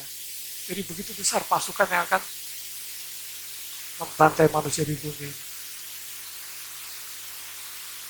Kita lihat ayat 11 ayat 15. Lalu malaikat yang ketujuh meniup sangkakala dan terdengarlah suara-suara nyaring di dalam surga, katanya, pemerintah atas dunia dipegang oleh Tuhan kita dan dia yang diurapinya dan dia yang akan memerintah sebagai raja sampai selama-lamanya. Ini tadi kita nyanyiin. Terus, dan ke-24 tua yang duduk di atas tahta Allah, di atas tahta mereka tersungkur dan menyembah Allah. Di yang ayat ini, si Yohanes dapat melihat bahwa, lihat berarti mulai dari dia. 24 tua itu tersungkur di hadapan dia. Nah di sini, kalau kita baca terus di sini kan, kita sampai ke Wahyu 11. Nah di Wahyu 11 ini, ada judulnya Dua Saksi Allah. Jadi semua tua-tua di situ tuh tersungkur di hadapan yang mulia, tapi kemudian di dunia ini muncul dua saksi Allah. Nanti kita lihat bahwa dua saksi Allah itu bikin mujizat-mujizat, nanti akan binatang yang dari laut itu muncul, akan membunuh mereka, jadi kesaksian, tapi mereka kemudian akan pada 3 hari mayatnya terkapar, bangkit. Ya, di sini di Wahyu 12, judulnya Naga dan Perempuan. Di situ ada lagi skenario kalau kita baca masing-masing ya. Naga dan perempuan. Terus di Wahyu 17, coba kita lihat di Wahyu 17. Di situ ada judulnya binatang keluar dari laut. Ada binatang keluar dari laut. Coba 3:17.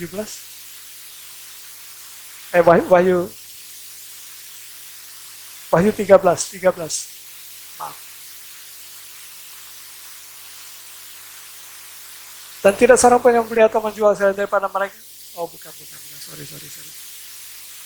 Dua saksi Allah, perempuan dan naga. Wahyu 13. Bukan 13 ayat 1.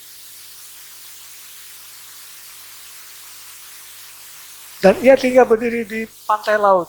Lalu aku melihat seekor binatang keluar dari dalam laut bertanduk 10 dan berkepala 7. Di atas tanduk-tanduknya terdapat 10 mahkota. Nah ini kalau kita baca terus ya, kita ngelihat arahnya menuju ke menyembah patung antikris. Dan siapa tidak menyembah, memakai tanda di dahi atau tanda di itu, akan bermasalah. Ya, ayat 10 ya coba.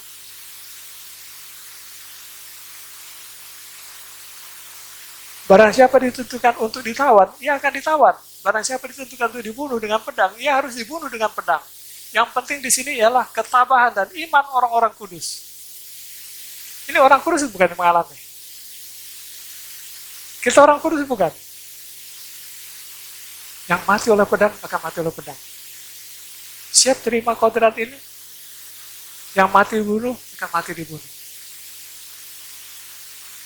Kalau itu bagian kita, berapa banyak berani berkata amin? Kalau Anda mental Anda nggak ditempa dari sekarang, Anda nyerah di sini. Kalau kita nggak ditempa dari sekarang, kita akan nyerah.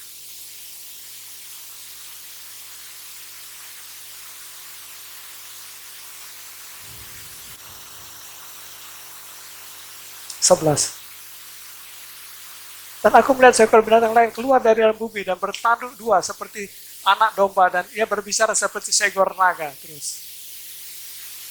Dan seluruh kuasa binatang yang pertama itu dijalankannya di depan matanya. Ia menyebabkan seluruh bumi dan semua penghuninya menyembah binatang pertama yang luka parahnya telah sembuh. Di sini baru mulai nih, menyembah binatang itu. Terus, dan ia mengadakan tanda-tanda yang dahsyat, bahkan ia menurunkan api dari langit ke bumi di depan mata semua orang. Terus, ia menyesatkan mereka yang diam di bumi dengan tanda-tanda yang telah diberikan kepadanya untuk dilakukan di depan mata binatang itu. Dan ia menyuruh mereka yang diam di bumi supaya mereka mendirikan patung untuk menghormati binatang yang luka oleh pedang, namun yang tetap hidup itu. Lanjut. Dan kepadanya diberikan kuasa untuk memberikan nyawa kepada patung binatang itu, sehingga patung binatang itu berbicara juga dan bertindak begitu rupa, sehingga semua orang yang tidak menyembah patung dibunuh. Siapa nggak nyembah dibunuh. Terus, dan ia menyebabkan sehingga kepada semua orang kecil besar, kaya atau miskin, merdeka atau hamba, diberi tanda pada tangan kanannya atau pada dahinya. Di sini baru mulai. Kita masih ada. Di sini baru mulai, kita masih ada. Kita lihat di 14 ayat 6. Ini berikutnya. Dan aku melihat seorang malaikat lain terbang di tengah-tengah langit, dan padanya ada Injil yang kekal untuk diberitakannya kepada mereka yang diam di atas bumi, dan kepada semua bangsa, dan suku, dan bahasa, dan kaum. Jadi ada kebenaran yang disampaikan oleh malaikat ini. Terus, dan ia berseru dengan suara nyaring, takutlah akan Allah, dan muliakanlah dia, karena telah tiba saatnya penghakimannya, dan sembahlah dia yang telah menjadikan langit dan bumi, laut, dan semua mata air. Budaya yang terjadi di sini harus ada di sini ya. Jangan padam. Jangan gara-gara apa. Wah, kalau lagi on fire, kita on fire. Tapi begitu masa berjalan, tiba-tiba apinya mulai padam. Saya yakin waktu zamannya Nuh, ketika Nuh bilang, nanti akan ada hujan 40 hari, ini akan tenggelam semua. Ayo bikin bahtera, rame-rame bikin bahtera, gotong royong. Setahun, 2 tahun, 3 tahun, 10 tahun, 20 tahun, 30 tahun, satu-satu mundur. Sampai di tahun ke-100, ketika nubuatan digenapi, tidak ada orang yang naik ke bahtera. 100 tahun nunggunya. Awal-awalnya rame, semua orang gotong royong. Budaya ini jangan ada di Chosen. Rame, nari semua gitu. Lama-lama mulai suap, aduh capek deh. Begini, masih ada kerjaan lain, masih ada gini. Tidak boleh padam api itu. Pertahankan api itu, nyala terus. Tidak ada hal apapun yang bisa mematikan api itu. Sampai Tuhan Yesus datang kedua kali. Semangat yang ada di sini, yang lagi dibangun Tuhan Yesus di sini, jangan padam. Pertahankan itu, saling mengingatkan, saling menguatkan, saling mendoakan satu sama lain. Kalau lihat ada teman yang mulai lemah, oke, kasih semangat, kipas, nyala lagi apinya. Ya betul.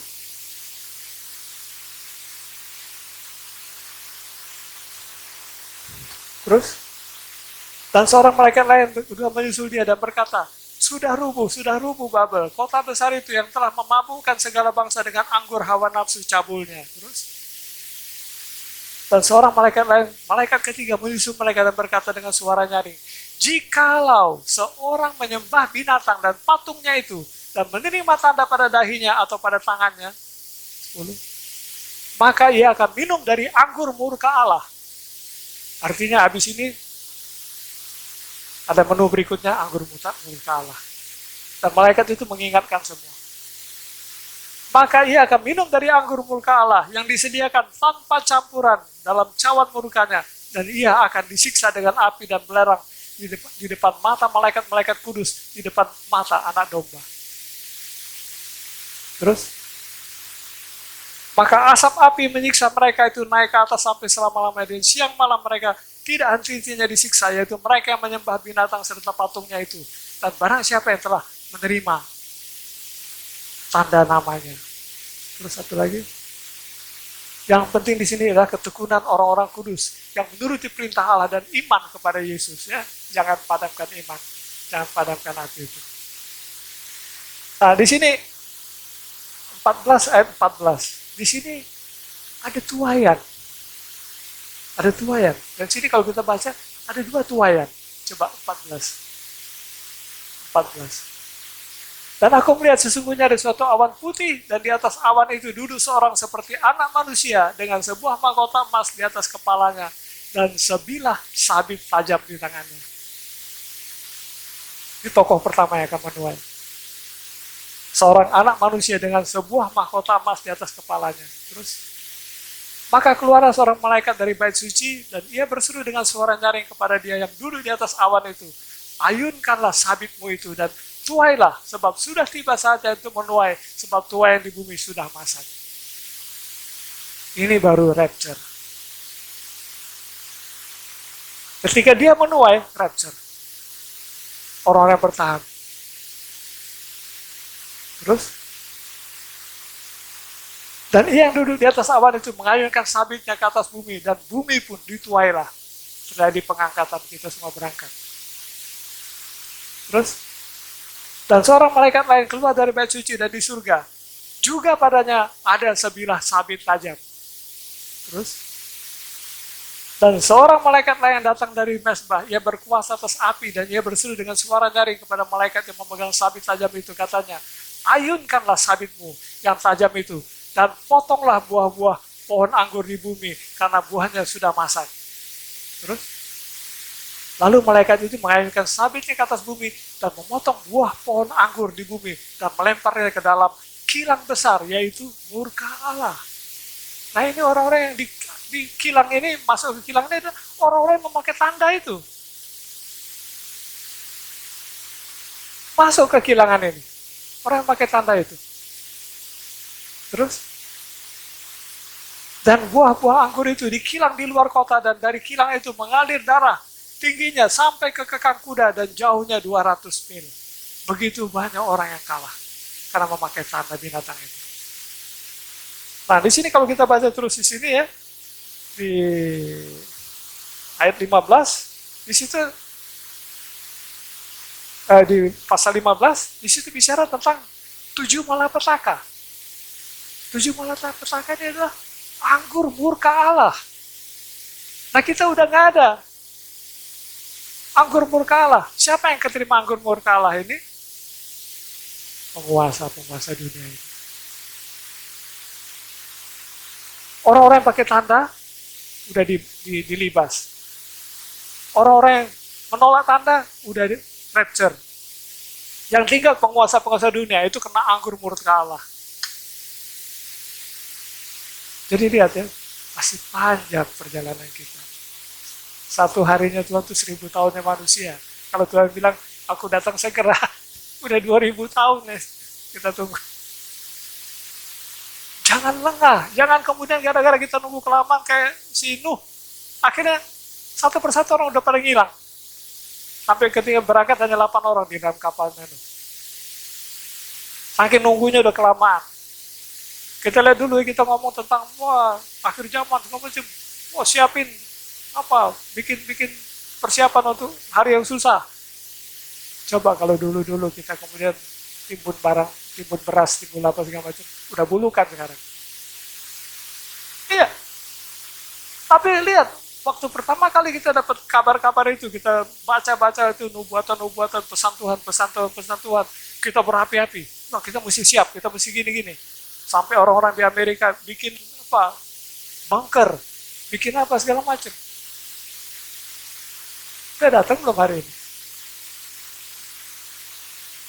Begitu persiapkan roh kita aja deh, itu yang paling aman. Gak ada yang bisa menyelamatkan kita, gak bisa menyelamatkan siapapun. Hanya Tuhan yang bisa menyelamatkan kita. Caranya apa? Taat dan setialah. Ya. Jadi di sini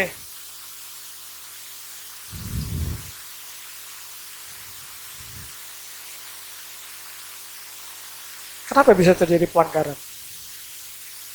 Kita lihat di Yeremia 42.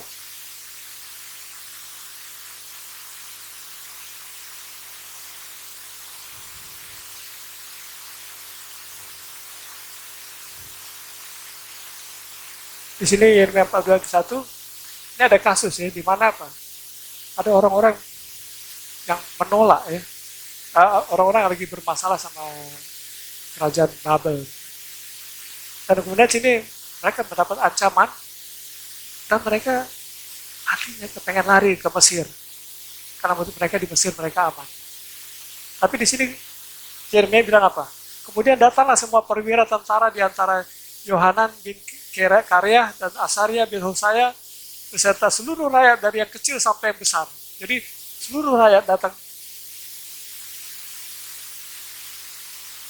2. Dan mereka berkata kepada Nabi Yeremia, biarlah kiranya permohonan kami sampai di hadapanmu. Berdoalah untuk kami kepada Tuhan Allahmu untuk seluruh sisa ini. Karena mereka tinggal sedikit kelompoknya di Yehuda ini. Sebab dari banyak orang hanya sedikit saja kami yang tinggal seperti yang kau lihat dengan matamu sendiri. Dan mereka kepengen aman.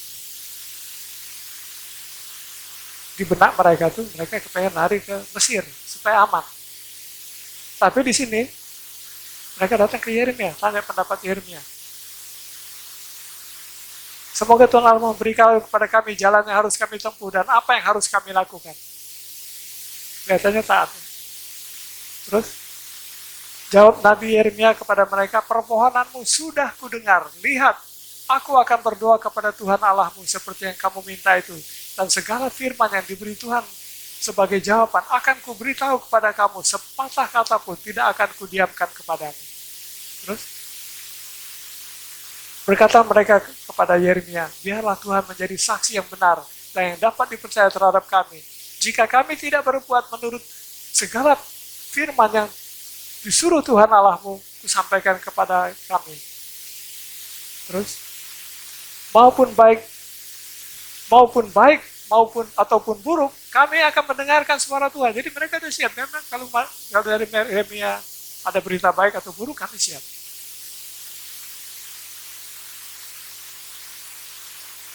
Yang Allah kita, yang kepadanya kami mengutus engkau, supaya keadaan kami baik, oleh karena kami mendengar suara Tuhan Allah kita. Di sini masih rohani. Baca terus. Sesudah 10 hari datanglah firman Tuhan kepada Yeremia. Lalu Yeremia memanggil Yohanan bin Kareah dan semua perwira tentara yang ada bersama-sama dengan dia. Dan seluruh rakyat dari yang kecil sampai yang besar. Semua dikumpulin. Nih, ada pesan Tuhan. Terus berkata dia kepada mereka, beginilah firman Tuhan Allah Israel yang kepadanya kamu telah mengutus aku untuk menyampaikan permohonanmu ke hadapannya. Terus, jika kamu tinggal tetap di negeri ini, maka aku akan membangun dan tidak akan meruntuhkan kamu. Jika kamu tetap tinggal di negeri ini, tidak pergi ke Mesir, aku akan membangun kamu dan tidak akan meruntuhkan kamu, dan membuat kamu tumbuh dan tidak akan mencabut kamu, sebab aku menyesal telah mendatangkan malapetaka kepadamu. Terus, janganlah takut kepada Raja Babel yang kamu takut itu, janganlah takut kepadanya, demikianlah firman Tuhan, sebab aku menyertai kamu untuk menyelamatkan kamu dan untuk melepaskan kamu dari tangannya. Indah gak janji Tuhan ini? Tapi respon rakyat gimana? Aku akan buat kamu mendapat belas kasihan sehingga ia merasa belas kasihan kepadamu dan membiarkan kamu tinggal di tanahmu. Mampu gak Tuhan lakukan ini? Padahal Raja Babel bengis loh. Terus, tetapi jika kamu tidak mau mendengarkan suara Tuhan Allahmu dengan mengatakan, kami tidak mau tinggal di negeri ini, 14, sebab pikirmu, tidak, kami mau pergi ke negeri Mesir, di mana kami tidak akan mengalami pertempuran, tidak akan mendengar bunyi sangkakala, dan tidak akan menderita kelaparan. Di sanalah kami akan tinggal. Ini konsep mereka bilang aman di situ. Terus, maka dengarkanlah sekarang firman Allah. Hai sisa Yehuda, beginilah firman Tuhan semesta alam Allah Israel. Jika kamu sungguh-sungguh berniat tak pergi ke Mesir, dan memang kamu pergi dan tinggal sebagai orang asing di sana, maka pedang yang kamu takuti itu akan menimpa kamu di Mesir. Dan kelaparan yang kamu gentarkan itu tidak putus-putusnya mengejar-ngejar kamu di Mesir, sampai kamu mati di sana. Kenapa saya kutip ini? Jemaat chosen, berulang-ulang Tuhan bicara di sini. Jangan takut, jangan khawatir, aku menyertai engkau. Jangan sangkali. Pegang. Tuhan tidak pernah bohong. Kalau engkau keluar dari janji Tuhan, masalah besar menimpa. Di dalam janji Tuhan, ada perlindungan. Di dalam janji Tuhan, ada keamanan. Engkau keluar dari janji Tuhan, iblis terkam.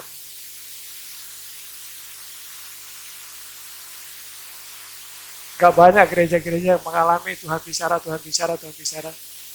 Dari sekian banyak Tuhan bicara, berapa banyak yang Anda camkan, berapa banyak Anda pahami, berapa banyak Anda taati.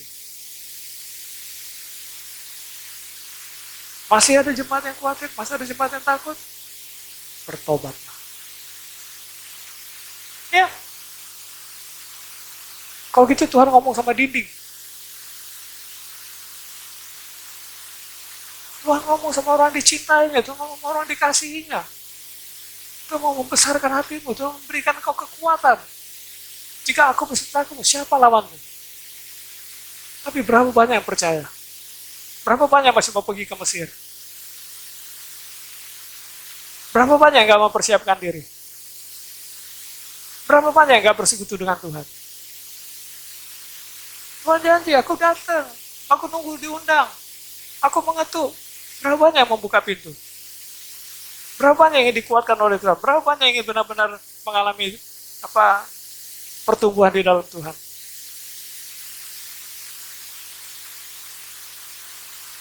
Ya, tak boleh terjadi di jemaat ini. Bila perlu, tiap kali ada nubuatan itu, Anda garis, Anda catat. Tiap kali Anda bermasalah, Anda baca. Hidup lagi. Janji Tuhan, pegang janji Tuhan. Janji Tuhan, ya dan amin. Kadang-kadang Tuhan ngomong begini, padahal kita lagi diancam-ancam di luar sini. Tuhan lagi begini, kita lagi kesusahan di sini. Tulis, janji Tuhan, pegang janji Tuhan. Tuhanku tidak bohong. Mental seperti itu harus dibangun di sini ya. Begitu banyak janji-janji Tuhan. Jangan bikin Tuhan kecewa. Aku ngomong sama tembok. Aku ngomong sama orang yang aku kasih. Aku ngomong pada biji mataku. Aku ngomong pada orang yang aku keselamatan yang akan beri kemuliaan. Aku persiapkan kamu untuk mampu melewati hari-hari yang jahat itu. Aku menyertai kamu. Kamu tidak pernah sendiri. Seperti aku menyertai Daniel. Singa tidak bisa menggigit dia. Api tidak bisa membakar dia. Aku akan menyertai kamu. Tapi, berani gak masuk kandang singa? Berani gak masuk tungku itu? Tanpa rasa takut. Kenapa? Kita pegang janji Tuhan. Ya. Kita lihat lagi di sini ada begitu banyak contoh-contoh di Alkitab ya. Tentang orang-orang yang Tuhan ngomong A, dia lakukan B. Tuhan ngomong B, dia lakukan C. Dan akhirnya bermasalah semua. Mudah-mudahan kebodohan ini tidak terulang di gereja ini. Ya, karena itu mari saudara-saudara, semua yang disampaikan Tuhan adalah tanda kasihnya kepada kita demi mempersiapkan masa depan kita yang baik. Ketika kita tidak mempercayainya, rancangan yang baik itu akan berbalik menjadi petaka bagi kita. Ketika kita menolak urayan tangan Tuhan, maka iblis akan menghampiri kita. Kita hanya punya dua opsi.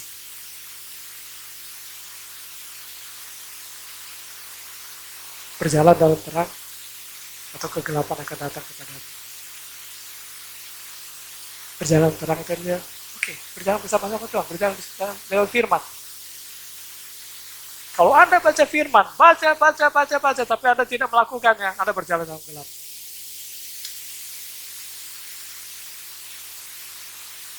Anda punya kaki dian, izinkan dian itu datang ke atas kaki dian itu dalam hidup kita masing-masing. Menerangi jalan-jalan hidup kita, sehingga kita nggak salah langkah.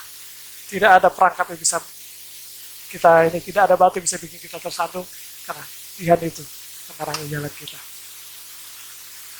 Ya, semangat pada seluruh jemaat Tuhan. Pegang janji-janji Tuhan, percaya itu, karena kau akan melihat kemuliaan Tuhan. Amin.